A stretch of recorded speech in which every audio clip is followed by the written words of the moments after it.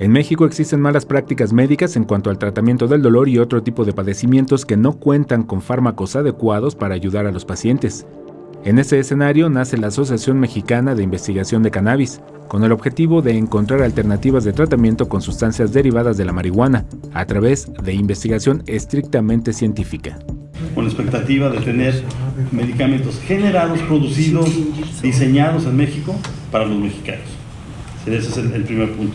El segundo es tener usos específicos para algunas especies que sabemos que son altamente sensibles.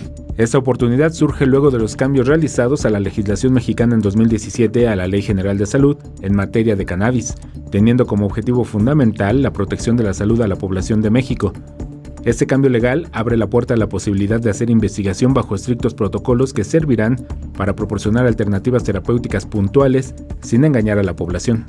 No queremos que el resultado del trabajo de esta organización se pierda en este mar de los productos milagro, de lo que parece que sirve para todo y la verdad es que no hay evidencia para nada, sino que aquí lo que queremos es que quede perfectamente bien caracterizado. Creemos que hay los elementos para hacer eso y para hacer las aplicaciones puntuales.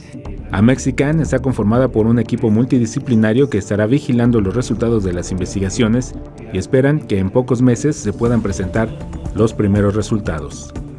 Imágenes: Javier Martínez, información y voz: Alberto Álvarez Santana, 21 Noticias.